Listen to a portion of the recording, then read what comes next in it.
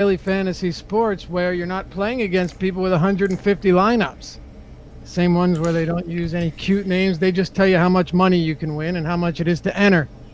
And where they have lower management fees than any other site. Yeah, that Yahoo Sports. They sponsor the Deeper Dive, and we're proud of it. And we're going to drop the link in the chat right now where if you haven't signed up yet, you use that link, you get up to $30 in Yahoo Sports rewards points, those big YSRPs, which you can use as currency on the site to therefore win money and do what you please with it, real money, on Yahoo Daily Fantasy Sports. We'll drop the link. Use the promo code AWESOMO, and we'll see you over there. Yahoo Sports, proud sponsor of the Deeper Dive. We're going to be talking a lot of Yahoo today, DraftKings and FanDuel. We've got myself, Dave Lockran, Adam Scher, and of course, our boy, the one and only Alex Baker, Awesemo himself. Awesemo, this is the last day. I just called you Awesemo. I will not do that again. I will not do that again. That'd be like calling Adam Ship My Money. And it makes me feel uncomfortable. I mean, are we still allowed to call him Ship My Router, though? Yeah. Nothing has changed. You're Monday through Wednesday on the Deeper Dive, right? So this is the last day of the week, and we'll start it up again next Monday. Yeah, and I'll also be on the Yahoo show on Friday, and then tomorrow you can keep an eye out for a evergreen piece about using Fantasy Cruncher. Awesome. And that'll be on awesemo.com. Free piece or behind paywall? Oh, this one's going to be free. There you have it, man. You can't lose. All right, we got 10 and 11 games today. The second leg of the doubleheader is on FanDuel and Yahoo between the Cardinals and Royals. DraftKings didn't add it. Alex, we talked before the show. I didn't think any sites were going to add this game. Generally, you don't see that when it's a postponement the very day before that. But what are you going to do? Yeah, I think this one is lucky because we got the lineups in already. Where a lot of times those double headers, like you never even know who's playing in the game when the lock time happens, and that can be really crazy for making your lineups. Yeah, the worst are the ones where the second game of the doubleheader doesn't have a start time. So it's like back to back directly after it. You don't know when it's going to start, and you don't get lineups. But you're right. It definitely helps us out. So we're going to cruise through these. Adam, we'll start with you. Baltimore and the New York Yankees. Dan Straley on the bump for Baltimore. He's been dismal. I mean, this and CC Sabathia on the mound for the Yankees. But I want to start just really by breaking down this pitching matchup. You have Dan Straley, who has allowed 10 home runs in 8 starts already. He's allowing 2.3 home runs per 9 to lefties this year, 3.6 to righties. He has a swinging strike rate of 8%. And when you look, whether it's righties have crushed him, but lefties haven't been all that much worse. The Yankees have the highest total on this slate. And my assumption is, even though they're pretty expensive, at least on DraftKings, you're going to see quite a bit of ownership going their way. Yeah, for sure. I mean, Straley's just been really bad this year. Back when he was a decent major league pitcher, he certainly benefited from pitching in Miami, and now you get him in much more favorable hitter conditions in Baltimore against a Yankees lineup that has a ton of power. He's always been a fly ball pitcher. He is getting absolutely destroyed this year, not missing bats. And, you get another pretty good Yankees lineup. You don't have Urshela in there. You don't have Aaron Hicks, so it's not quite as good a lineup as we got yesterday. But you still have guys like Sanchez, Torres, Clint Frazier, again, hitting 7th with an ISO over 200 against right-handed pitching. Probably goes a little bit overlooked again just because of his spot in the order.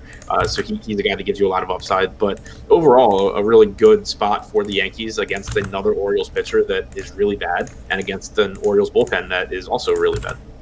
Yeah, I think you said it. Alex, it's a really favorable spot here. Not having Hicks kind of sucks because he was actually one of the cheaper options, but nevertheless, it's a Yankees team that has a lot of pop in a very good park with nice weather at Camden Yards. Are the Yankees a team you're going to be heavy on today?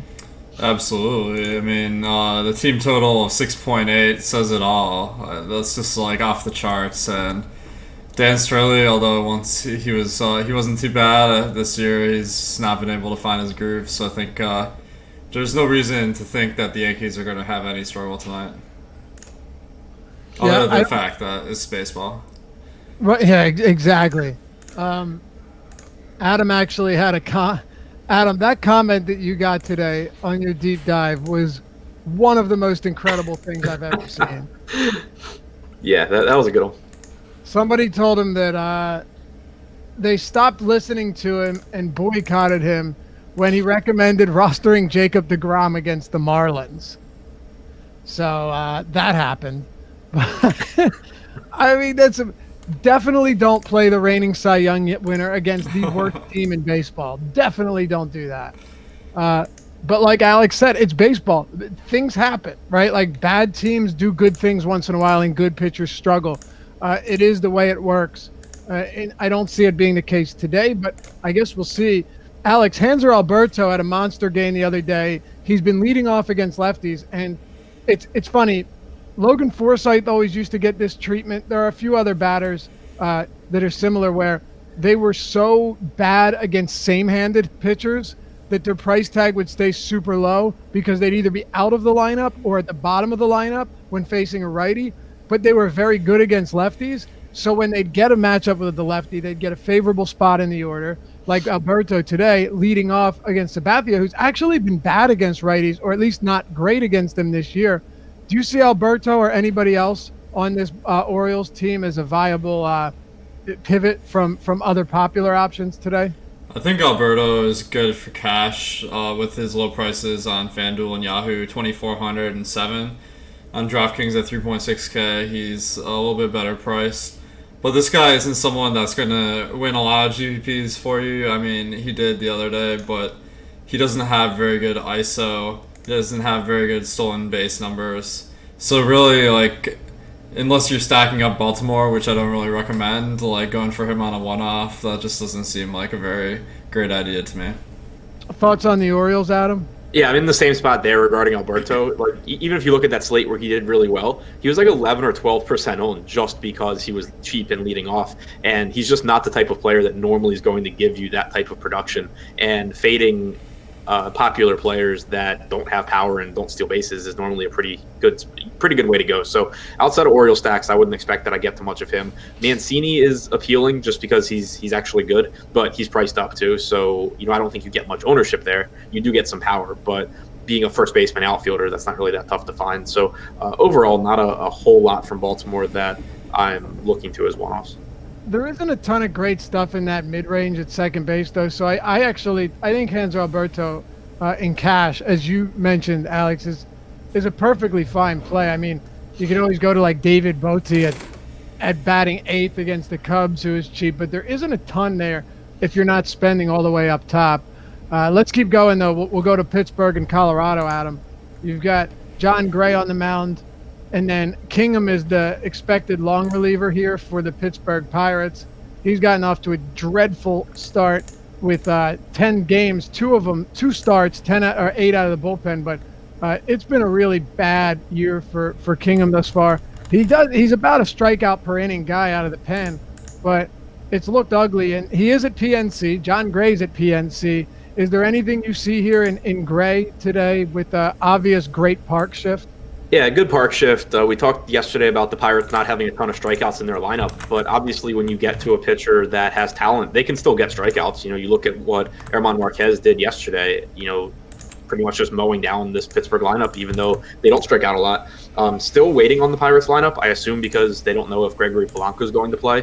If Polanco's out, it's a boost for Gray. You would probably get Brian Reynolds in there, who has a higher strikeout percentage than Polanco, isn't the proven hitter that Polanco is, even though he has shown some flashes at the plate so far.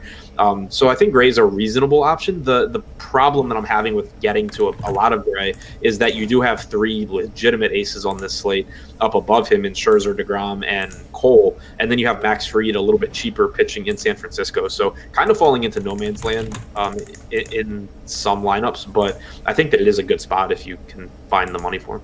What do you make of this pitching between the Pirates and Rockies here at PNC, Alex? I think, well, obviously we can cross off Montana, Duropau, John Gray.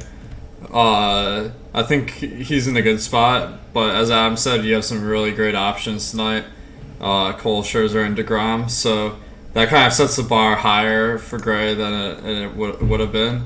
He has a 27% K rate on the year, which is above average, but not to ace levels. Part of that probably has to do with pitching in course. But the Pirates lineup, I have projected to strike out about 21% of the time. In previous years, that would have been pretty high, but this year it's not nearly as bad. That's a below average rate. So, although the Pirates only have a team total of 4.2, which is on the low end, that doesn't really project the ace performance, and the strikeout numbers don't. I'm not like super bullish on them. So all in all, I think that Gray could make a good contrarian play, but I don't think he's going to be the highest projected or value play. Okay. Yeah, and I agree. If Gray was at a nicer price point, I think it'd be a lot easier. If he was in that maybe lower 8K range, particularly on DraftKings, it'd be a lot easier for me to make sense of it. Just because we're well aware that this guy has ample upside. He has good strikeout stuff. It's just strange that it feels like he still is yet to put everything together. What about hitters here, Alex? I know a few bats, if you're going site specific, have pretty good price tags. Although David Dahl's not in the lineup, so that doesn't help. And I don't believe we have a Pirates lineup yet. Just came out. It just came out? Okay. Yeah, Polanco's in, so is Reynolds. Melky Cabrera not in. So you do get a little bit of a strikeout upgrade for Gray with Reynolds over Cabrera, essentially. But most of what we said, still stands. Yeah, Alex, do you have any interest in stacking either of these teams today? I'm seeing on FanDuel the Rockies. There are 3 standout players as far as value. Raimel, Tapia, Daniel Murphy, and Brendan Rodgers are all priced in the low 2Ks.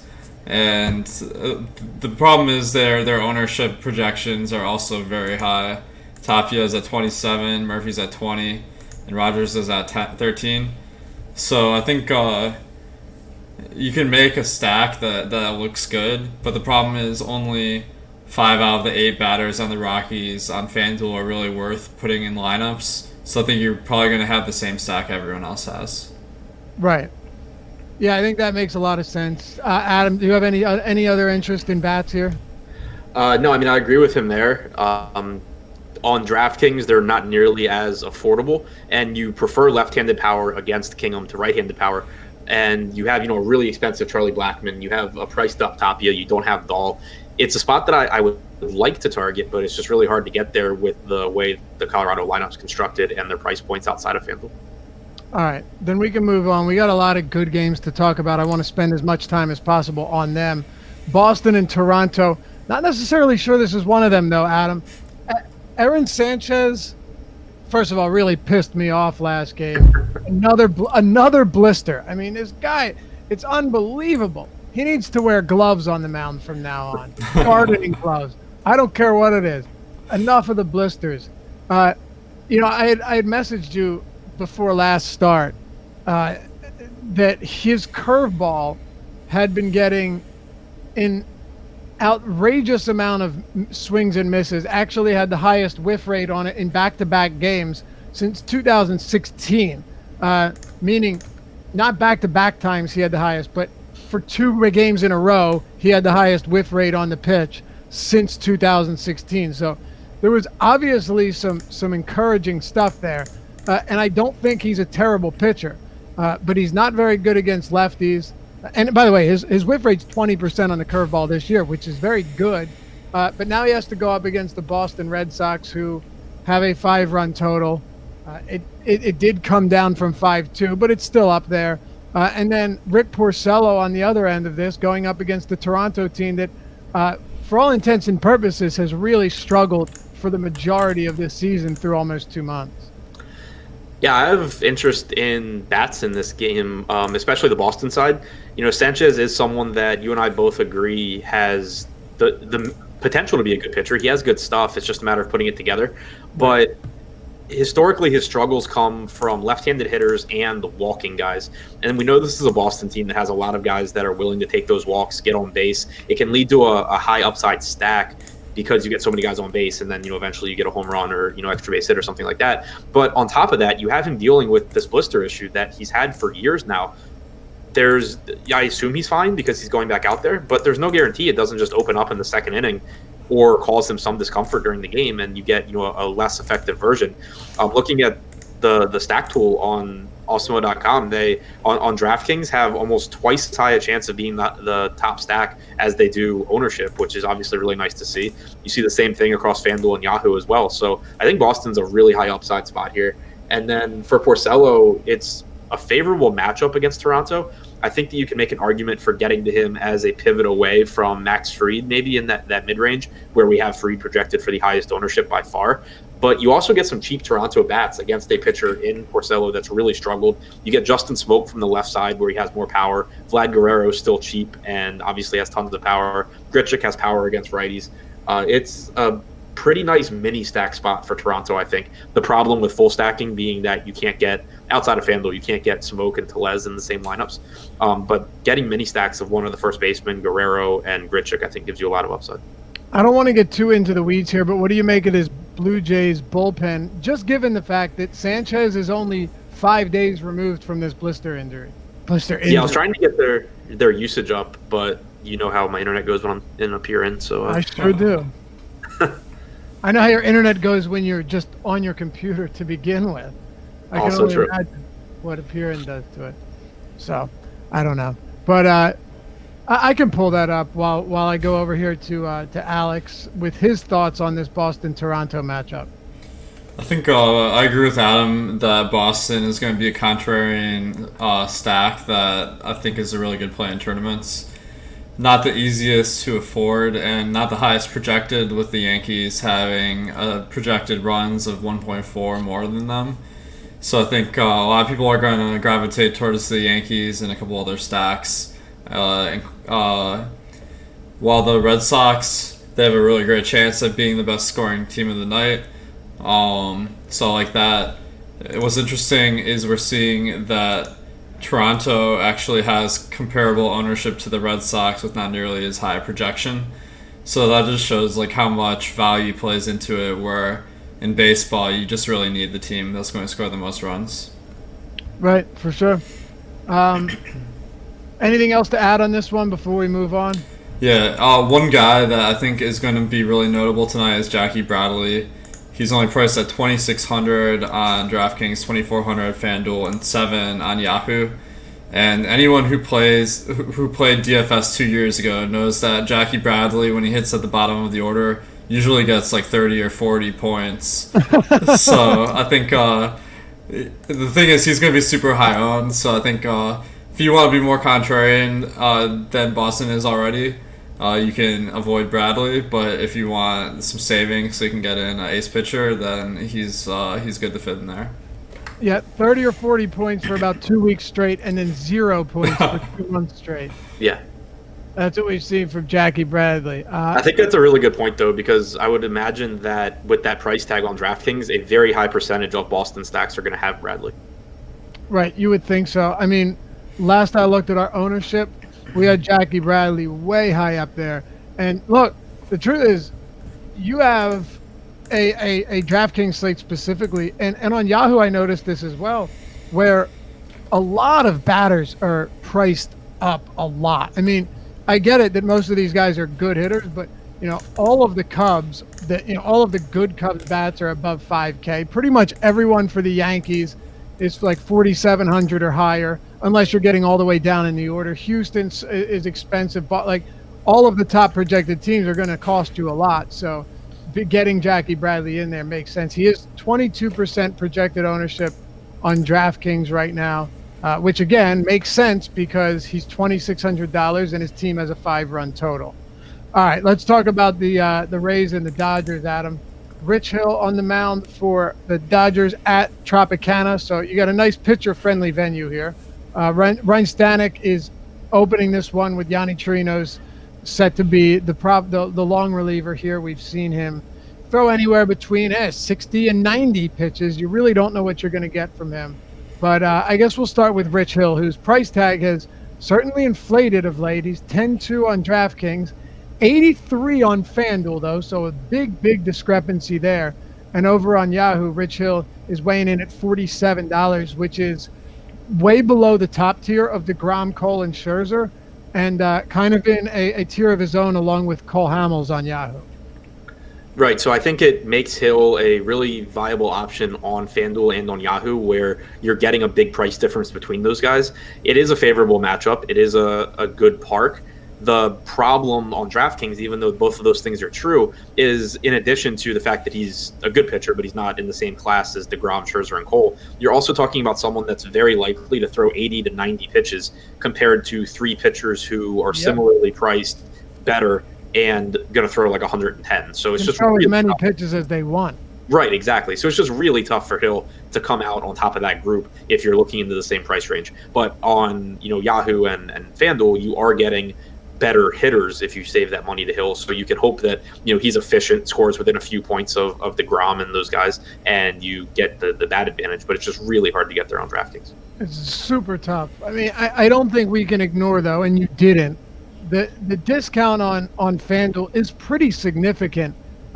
Alex, do you have any thoughts on this? Because like you're talking about a guy who is the same price basically as Cole Hamels and Cole Irvin. When Rich Hill, we know, has a pretty high ceiling. He's well over a K per inning guy. What are you doing with Rich Hill on FanDuel where he's 8,300? Yeah, I think he's viable on DraftKings or on Yahoo and FanDuel, like Adam said.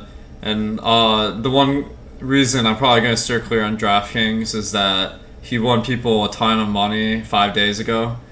And I think that recency bias is going to cause him to have more ownership than is justified on him.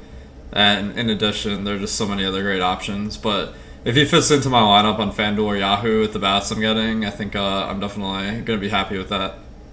Okay, what are your thoughts on batters here?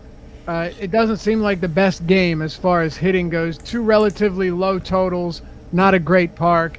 And while Chirinos is no Cy Young candidate, he hasn't been terrible either.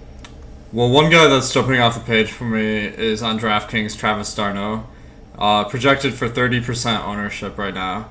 So people are really going to be gravitating towards him. Probably a great playing cash because getting a catcher for 2,300 or any player at 2,300 is so rare.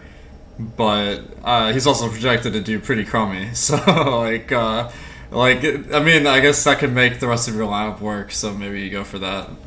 Yeah, I mean, God, we've seen so much Martin Maldonado ownership for that, like one straight week. I know I had some Anthony Bemboom in lineups because he was minimum salary. Adam, it has been a pretty popular strategy to deploy at catcher just because it's been so bad. But God, d'Arnaud is bad. That ownership projection's massive, and Rich, it's not like he's going up against a Dan Straley. He's going up against Rich Hill. So, I mean, 30% seems like a pretty easy thing to get away from in tournaments. What are your thoughts on bats in this game? Yeah, I mean, I agree the value is there, but he's probably over-owned. I think that there's a better upside play from Tampa with Tommy Pham. He's cheap too. He's got a ton of power. And then on the other side, the Dodgers are kind of appealing just because I do have respect for Stanek and Chirinos, and obviously the park's not good. But for the most part, they're reasonably priced, and they're one of the best offenses in baseball. It's one of those teams that whenever I can get them at low ownership, I have some interest there just because of how good they are from a talent standpoint. Right now we have their stack on DraftKings projected for like 2.5% ownership with almost a 5% chance of being the highest scoring stack. So I think that it's a pretty appealing spot to consider there. Okay. Let's talk about the Tigers and the Miami Marlins, Alex. This is a spot yesterday where was pretty, at least I can say, I was pretty disappointed. Spencer Turnbull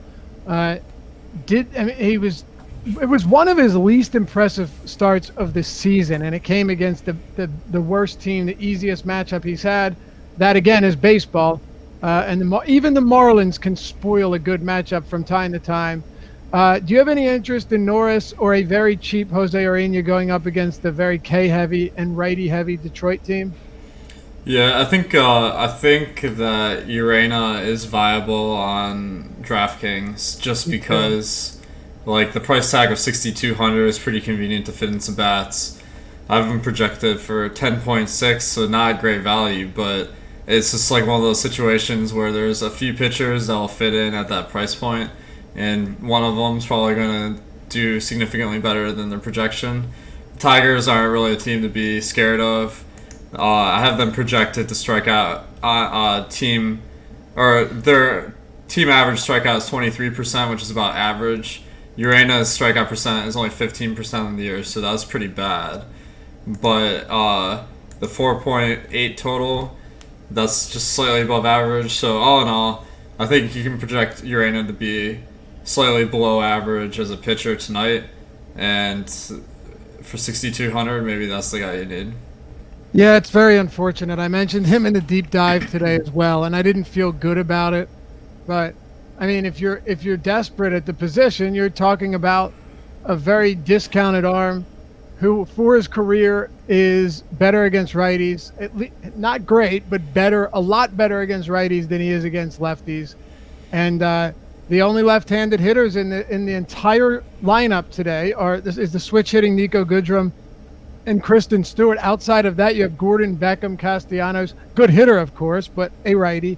Miguel Cabrera, Ronnie Rodriguez, Josh Harrison, John Hicks, and Jacoby Jones. Adam, I know that you're willing to look to bad, cheap pitchers once in a while, just when the slate calls for it. There are a lot of high-priced, high-projected stacks today. Does Urena or Norris land in your player pool or in your lineups? Yeah, I mean, I think Urena is one of the better point per dollar projected players. I have him right around 12 points on DraftKings, which isn't very good, but in the context of the slate, where I think you can expect to get 30 plus from your SP1, if you can get 12 to 13 from Urena plus some bats, you're not in a bad spot. So I certainly think that there's risk. I don't really like the idea of rostering guys like him when they're popular, and so I wouldn't be afraid to pivot to some even less appealing cheap options in large field tournaments. But from a projection standpoint, I think he's one of the better point per dollar cheap guys on the slate. Norris is someone that I think in tournaments you could consider pivoting to, just because he at times flashes some strikeout upside. He hasn't been very good this year, but prior to getting injured last year, he was throwing his slider more. He was starting to get more strikeouts, and we know how bad this Miami team can be. So if you're going to get more ownership going to Urena, I don't think that Norris is like significantly worse at pitching than Urena is or anything like that. No, certainly not, and he's not that much more expensive. What are your thoughts on batters here? We talk about both of these guys, these pitchers being in play, but I think we'd both also acknowledge that they're no shutdown arms by any stretch. They're just discount with good point per dollar upside, or not even upside, just point per dollar value. Do you target any hitters here? I know early in the day our ownership projections had Miami up there quite a bit, simply because of how cheap they were. Do you turn to either team here in lineups? So I think Norris is an interesting play because Miami is going to be so popular today. We have a team, the over-under for the game is 9, which is very high for teams that are this weak on the offensive end. And what we're seeing is Miami is one of the most popular teams today, actually. They're just priced way down. Norris isn't showing that he's showing that he's a below average pitcher this year. Not terrible, but nothing to write home about. One ownership number that's like really crazy is Austin Dean, $8 on Yahoo, leading off for the Marlins. Is projected to be 44% owned on Yahoo, 43% owned on FanDuel, and on FanDuel I have him projected for 5.7 points per dollar. So this is like the value is insane, just because leading off almost a 5-team total, like that's crazy. I mean, he doesn't steal bases or hit for power, but just getting a lot of at-bats, maybe he'll do something. But this might be a team that I might be underweight on in tournaments because of their popularity solely. I mean, we literally have on awesomemode.com looking at our stack tool, our top stack percentage and ownership. Alex, we have on DraftKings Miami as the highest owned projected stack by 7 full percent above the next one. On FanDuel, they are your highest projected owned stack. And then, of course, on Yahoo, they're also the highest projected owned. I mean, this is the Marlins we're talking about today. The price is playing so heavily into this. Yeah, and I think that what you're going to end up with is a team. When you build this roster with a Miami stack, you're going to end up with a team that is projected for a lot of points, but the days it goes off, the winning score is going to be off the charts. So I really like going for teams with less popularity, hoping for lower scores on the night. And you bring up the idea of Norris. Let me ask Adam about this. When a team like as bad as Miami, and I'll give them this, they are better against lefties than righties because they're such a righty-heavy lineup, but they're still not good. They're running 9 righties today. When a team like that is projected for such astronomical ownership, despite the results you get almost every day, does that give you any interest in a guy like Norris? Yeah, I think that the fact that Norris will most likely be lower owned than Urania, but then also you get that leverage factored in, like Alex mentioned before, there and has a good game, which certainly is not out of the question against this Miami team. You are taking a lot of Miami stacks, a lot of Miami mini stacks out of contention. And in these large field tournaments that are, really top heavy, anything you can do to kind of simplify your path to winning makes sense. It's not about being right all that often. It's about winning when you are right. And so it's a really powerful way to kind of vault yourself up leaderboards when things break your way, rostering pitchers like Norris, especially when the alternatives aren't great pitchers. It's not like we have a good pitcher that's just really, we don't have a Sonny Gray at the same price point. We have Jose Urania at the same price point. There's a big difference there in terms of range of outcomes between these guys. All right. That was a pretty good flex. I noticed Sonny Gray did all right. Yeah, yesterday. I saw that too. I wasn't going to entertain it, though. My bad. New York Mets, Washington Nationals, Adam. Max Scherzer, Jacob deGrom. Battle between the juggernauts here. 2 very, very low totals, expectedly so. You've got high ownership on both. You're looking at Max Scherzer. We have him at 44% on DraftKings. You've got Jacob deGrom right now coming in not much lower at 34. Or I'm sorry, he's come down to 28. We have Cole at 34. And then your totals, of course, 3.2 for the New York Mets, 3.4 for the Nationals. I want this to be in context because Garrett Cole's also on this slate, and his numbers are just downright absurd this year. So let's lump him into the same conversation as Scherzer and deGrom when we talk about him here.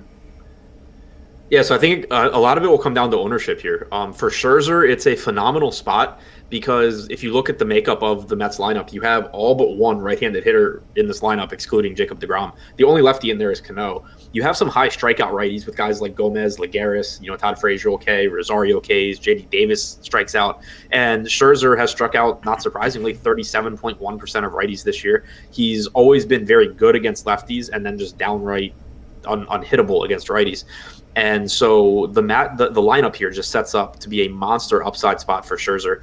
I think that right now our ownership projections have ownership pretty evenly spread out between Cole, Scherzer, and deGrom. Scherzer on DraftKings a little bit higher than the other two, but not by a lot. The price tag on DraftKings is more affordable, I think, for Scherzer than Cole. Like, I really like Cole. I love the matchup for Cole. He's been probably the best pitcher in baseball this year, definitely towards the top of the list, and it's a really good spot. But you're paying almost 10% more for Cole than Scherzer, and Scherzer has an ideal lineup against him. So if ownership's going to come out really similarly, I would give a slight edge to Scherzer where he's cheaper. If in the final ownership update you're seeing more of it go to Scherzer because of the cheaper price tag, then I think starting to get to more Cole makes sense. Yeah, I don't disagree, but I want to go back to the point you made about the lineup. I can tell you this, I'm a lot less concerned about ownership with Scherzer than I would have been earlier in the day because he could not have drawn a better possible matchup against this Mets team. You couldn't get a better matchup than this with 7 righties in the lineup. And, of course, that's not including Jacob deGrom, who bats left-handed. So the only left-handed hitter is Robinson Cano. Max Scherzer has the 3rd highest BABIP in the entire league this year as well. So to say he's been unlucky would be an understatement. I just don't think it gets any better for him on paper. All right. Oh, yeah, sorry. No, I agree. I was looking at Yahoo pricing. He's actually $3 or $4, He's $3 more than Garrett Cole. Yeah, he's $3 more than Garrett Cole on Yahoo. So it becomes a lot. It becomes a little bit different there because the matchup is so good for Cole. It's even more just an ownership distinction for me because I have them projected so similarly, and it's not like I'm getting better bats with Scherzer. For sure. All right, Alex, let's get your take on this. The lineup that the Mets are rolling out there today, it's almost signifying that they want to lose this game. I don't know. It seems like it.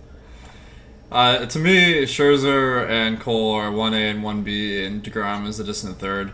One notable thing about this game, though, is neither deGrom or Scherzer strike out at a large rate compared to most pitchers, only around 27% for both.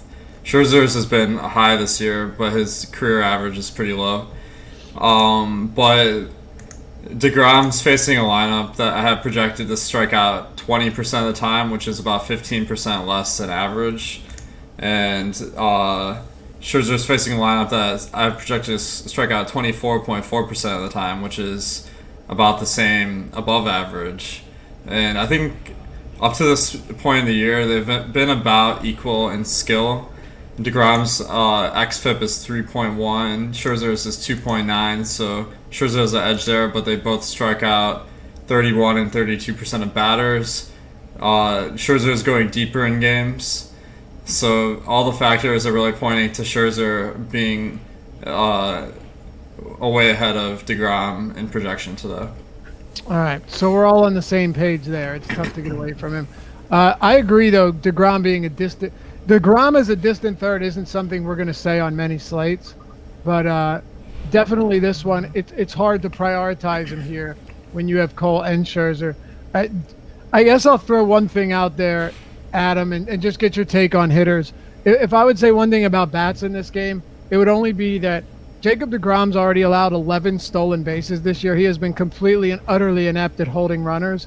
If Trey Turner does get on base, he's going to give you a Billy Hamilton home run with a swipe of second and third, and then hopefully a run scored. If he gets on, he's stealing base unless there's someone ahead of him. That's how bad Turner has been. And honestly, even if a slow batter is ahead of him, like if somehow Matt Adams is on second base, this is actually impossible based on how the lineup is.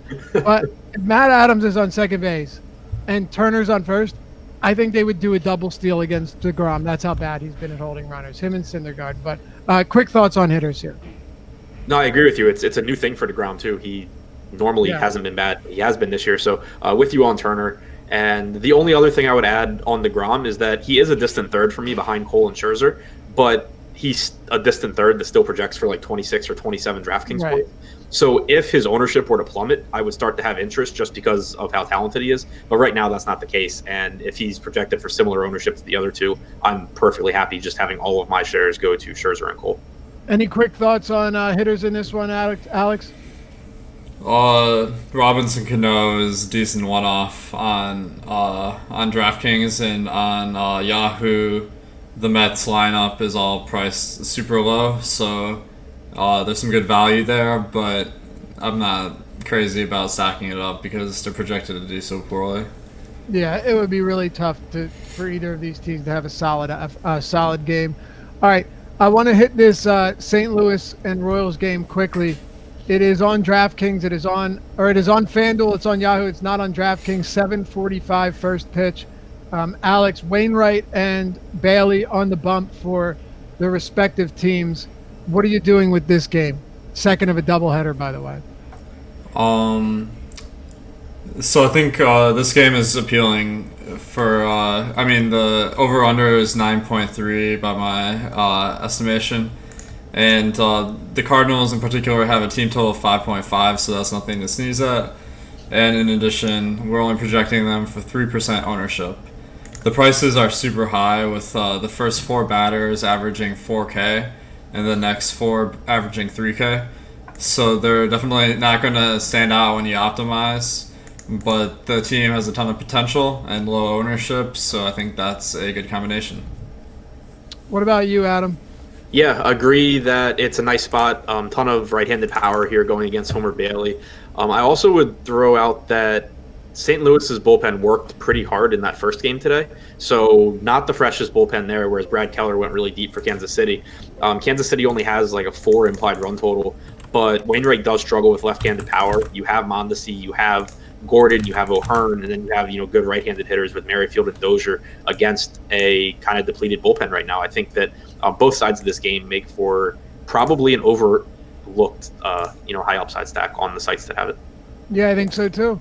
And you have people always trying to make similar lineups on one site to the next. If you're starting on DraftKings and trying to transfer to Yahoo or FanDuel, you might be forgetting about this game altogether. Not that a lot of people are doing that, but never know. All right, let's keep it going. 4 games to go here.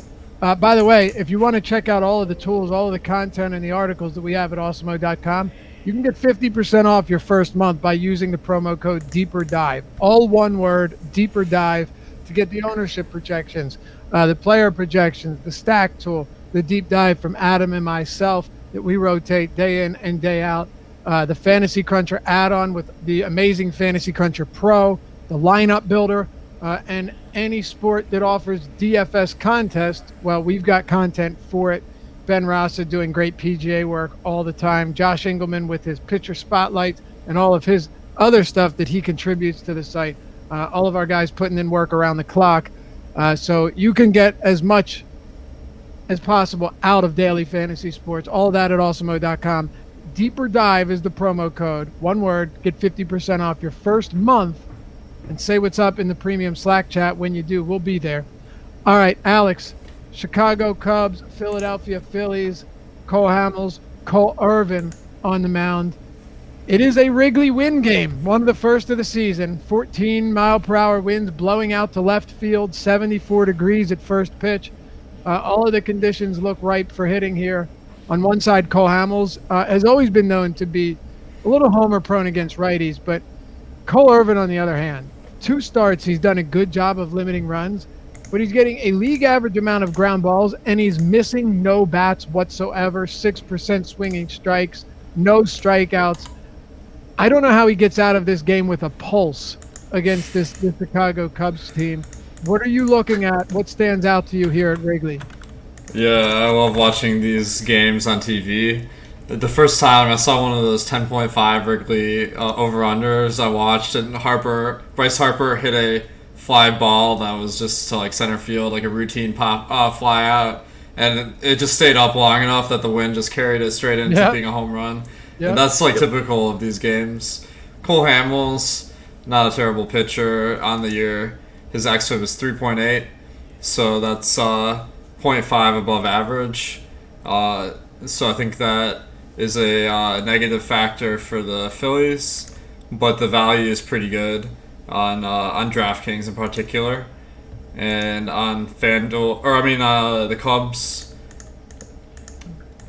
Both of these teams are actually really high owned as well, so I think that's the reason why you might not go to them. But I think there's a lot of offensive firepower in this game for sure. Adam, how do you? Well, let me ask you a 2-part question. Try to remember both questions because they are interlinked, or they are linked. One, how much do you like hitters in this game? And 2, if you do like the Cubs bats, or even if you don't, answer the question anyway. How do you fit these Cubs bats when you're likely going to have a lot of Scherzer, a lot of Garrett Cole, and these 2 pitchers on this slate make for really, really good plays. Even if you go with a cheaper SP2, it's still hard to make a lineup stacking, a full Cubs team or a full Yankees team.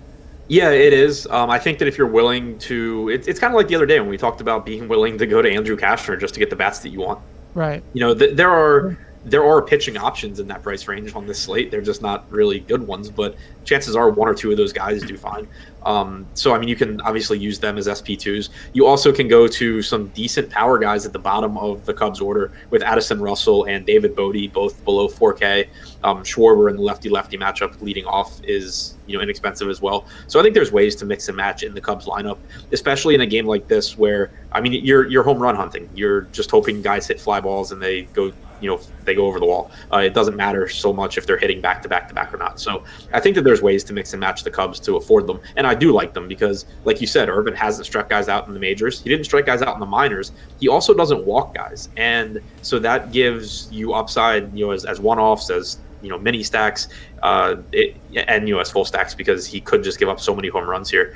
So I do like the Cubs, and in addition to, as far as the Phillies go, in addition to it being a good weather game, Hamels does still struggle, not like he used to, but he does still struggle to hold runners a bit, and you do have speed on this Philadelphia team too. So while I prefer the Cubs side, I do think that there's value in the Philly side as well. Okay, yeah, I do too. Who do you like particularly here, specifically? McCutchen leading off at 4K, has some speed, has power, has puts the ball in play. So he's the guy that really stands out to me. But then you also get Rhys Hoskins at 4,100 on DraftKings. Real Muto is inexpensive and one of the better hitting catchers in baseball. So I think that you can fill out some kind of weak positions there too. Yeah, look, the Rhys Hoskins price tag on DraftKings stands out specifically, and a lot. He's gone 14 games, by the way, without an extra base hit. 14 games. He's a very good hitter. That won't last forever. And now he's got to match up against a righty or a lefty who is not bad at all, but is no stranger to giving up home runs on occasion, particularly to right-handed hitters. So I think that price tag is well underpriced on Hoskins, regardless of how well or how poorly he's played of late. What are you doing with the Philly bats here, Alex? I think McCutchen is a great play in any format, just based on the price and the lineup spot. And then, the whole team is priced pretty well on DraftKings. On Yahoo, they're kind of average, and on FanDuel, they're not priced very well at all. So I think that's bearing on the ownership. Overall, I'm not seeing like a huge edge one way or the other with the Phillies. The Cubs, as you mentioned, are harder to fit in the top bats on DraftKings, and for that reason, they're a little bit lower owned. So I think that's a pick to be contrarian spot, but it's not my favorite spot of the night. All right. We'll talk about the Houston Astros and the Chicago White Sox, and we'll stick with you, Alex. Garrett Cole is a massive favorite today. Huge favorite. Minus 331 moneyline favorite. A 3-run total for the White Sox is the lowest on the slate. And Cole has the highest K rate, the highest swinging strike rate, 38 and 16% respectively on this slate. He's been outstanding. How do you see yourself playing Cole compared to guys like Scherzer? I think him and Scherzer are pretty comparable. Scherzer, while he's facing a team that strikes out more, Cole's matchup versus the White Sox, they strike out about average from my calculation. They're doing a lot better with not striking out as much compared to last year for sure. But Cole has been the better pitcher, 2.3 xFIP compared to 2.9 for Scherzer, higher strikeout numbers. So although the matchup's not quite as good for strikeouts, I think that he's a better pitcher, and those factors kind of neutralize when I'm calculating a projection. Okay. Adam, Garrett Cole, we talked about him. We don't need to spend much time here. We still have 2 games to go. But is there anything you want to add here on Cole? If not, or if so, transition straight to the bats here for Houston. Yeah, so Cole, obviously, really good play. I'm perfectly happy to get to him. I don't really have anything to add, though. He's been phenomenal, like a 2.1 PCRA this year, highest strikeout percentage on the slate at 38%. There's nothing not to like about him. As far as the bats go, Houston obviously is in a good spot. You have a pitcher in Ivan Nova who is just not very good, doesn't miss a lot of bats, and you have a ton of power for Houston. Right now, we once again have them projected as a stack that's very likely to, or has a high top stack percentage compared to their ownership percentage. So that makes them really appealing. The lefties in Reddick and Brantley stand out because Nova is worse against lefties than righties. But overall, you just get a ton of power in this lineup. I do think it's worth pointing out, though, that on DraftKings, Nova is $4,400. I'm not saying he has a good game, but anytime you get a pitcher that cheap, who his last 4 starts, 88, 92, 104, and 102 pitches, you can get some value there just based on the number of pitches that he throws, as long as he doesn't get absolutely blown up. For sure. What are your thoughts on bats for Houston, Alex? Look, this is a really, really good team. They're dealing with a couple injuries. I'd say they've let us down a couple days in a row. And George Springer, because of the rotational, how the rotation involved in swinging is the only reason he's not been in the lineup. He's able to field and he's able to pinch run, but he can't hit. But that means, though, that a cheaper priced compared to the rest of the team, Josh Reddick is once again in the leadoff spot against Ivan Nova. Yeah, I think there's a lot of reasons to be optimistic about the Astros tonight. The ownership is pretty low on DraftKings. On FanDuel, it's interesting because the best batters are lower owned than the punt plays. So what we're seeing is the bottom of the lineup. White, Kemp, and Marisnik in particular are all 2.2 to 2.4K on FanDuel, and that makes it really easy to build a Astro stack into your lineup. So I think there's like two different ways to stack the team. You can either do like chalky with those guys or go contrarian with the other guys. On Yahoo, the whole team is just priced way too high, and I don't recommend going to them. Okay. Angels and Minnesota, sticking with you, Alex. It's Martin Perez who's been very good this year, and I do believe in his stuff. But he's facing an Angels team that just strikes out very, very rarely at a very low combined clip. But then Matt Harvey, I mean, lefties continue to hit him well. He's had a few starts where you say, all right, he's not terrible.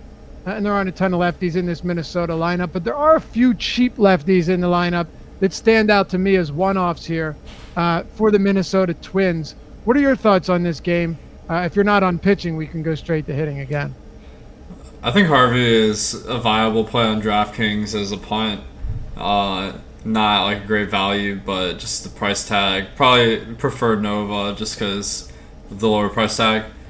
But the bats, there are definitely some standout options. On FanDuel, Minnesota's priced up way too high. So I think the value is not good enough to really consider in a tournament. On DraftKings, there's a few guys that are worth considering. You got Kepler for 4.1K leading off. Marwin Gonzalez is only 3.7K in the third position. So those two are standout options as far as value. I think the ownership is pretty reasonable at 7% as well. So I think on DraftKings, Minnesota is a pretty good play. What about your thoughts there, Adam? Like I said, I do like the lefties a lot for Minnesota, particularly because they're really inexpensive. All three lefties in the middle of the lineup are coming in at a pretty solid discount, so it's easy to get them. And for me, work them into Yankees and Cubs stacks. What are you doing with this game? Yeah, one of my favorite stacks on DraftKings. They're expensive, like Alex said, on FanDuel, but on DraftKings, they're very reasonably priced. And Harvey, going back to last year, has allowed a ton of power to lefties. This year, that hasn't changed. They are just a really good offense anyway. And even like the bottom of the order with Sano, Scope, and Astudillo, you have guys that either in Astudillo's case play a favorable position, or Scope and Sano have power in their own right. So it's a ton of power up and down the lineup. You can be contrarian within your stacks, even if Minnesota does have some ownership. So I think that they're a really good stack on DraftKings. And I agree as far as Harvey's price tag. It's the same play as Ivan Nova. It's just a more expensive, probably a little bit higher upside version. Okay. Well, we have one game to go here. We'll close it out. And as we always do, we will turn it over to the Live Before Lock crew. I want to make sure I got the right guys here. Wouldn't want to disrespect anybody. We've got coming up is Josh and Chris on the Live Before Lock show. And stick around on the Awesemo_com YouTube channel. You'll see the link for that. And they'll take you up to 7:05 lock time. All right, boys, let's get it started here. We've got one to go, and that is, God, everything's loading super slow for me. Atlanta and San Francisco. Adam, what are your thoughts on Max Fried here? Low total for the Giants, as it should be. Putrid offense, especially bad at Oracle Park, and Jeff Samardzija on the other side, but particularly Max Fried. Yeah, I love Max Fried. He's Me got too. really good stuff. His numbers are kind of weird this year. He's only struck out 22.4% of hitters, but he's only walked 5.4%. So Right. it's kind of like he's traded off some strikeouts for fewer walks, which used to be his issue in the past. He's giving up he's not giving up good contact, though. Only 3.4% barrels per batted ball event.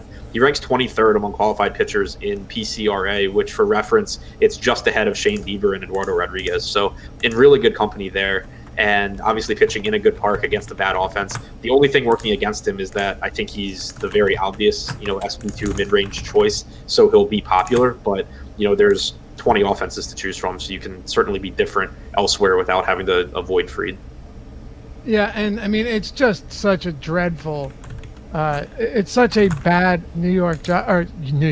San Francisco Giants team that we saw Soroka, a guy that doesn't have a particularly high K rate, still go out there and just mow them down. I think you're looking at innings here as an important factor. And you mentioned the walk rate. Giants have the 6th lowest walk rate against lefties this season as well. Hardly comes as a surprise to anyone. All right, Alex, close us out here. What are your thoughts on this one? We'll go to our stacks and we'll sign off for the night. I think Fried is a good play. It's notable that the Giants' team total is lower than the Washington versus DeGrom. So I think that really shows that Fried isn't going to give up many runs usually. His strikeout numbers haven't been great this year, 22% about average. The Giants lineup also strikes out about average. So as far as strikeouts, I think you're not gonna get crazy numbers here, but the prices are right. All right. Any bats? Atlanta's projected for 4.5 runs, which is pretty reasonable, but the prices are way high compared to the potential, so I don't think I'm going to land on them. Adam, any bats? No, I mean, I think Samardzija is pretty bad, but I think there's just kind of better spots to get to. And better parks. Yep. All right. Top stacks. I'll throw mine out there quickly. Yankees, Cubs. I do like the Twins, but I like them if you're going to do like a 5-3. I like them as a 3-man stack as well. And I guess we can throw the Phillies in there as well. Alex, what do you got? I think the Yankees are a top stack, and then I like Boston as a contrarian stack. All right. Adam, close us out. Yeah, Yankees, Boston, Minnesota. All right. That'll do it for us. Hey, before you go and check out the Live Before Lock, which I would highly advise you to do. If you enjoy the show, you want to see more, and you want to help support us, the YouTube channel and the site, of course, all you're going to do is give us a thumbs up, like the video. It helps us out greatly. We appreciate it, and it gives you better luck when you play DFS. So I've heard. Subscribe and hit the notification bell as well. Great luck tonight. We'll see you back here tomorrow on the Deeper Dive. And Alex, of course, thanks for joining us on your debut week on the Deeper Dive. Hope you enjoyed it as much as we did. Thanks, man. Yeah, it was awesome. It's hard keeping up with you guys, being such seasoned professionals, but I'm doing my best to catch up. On that note, we're out. Good luck tonight, guys.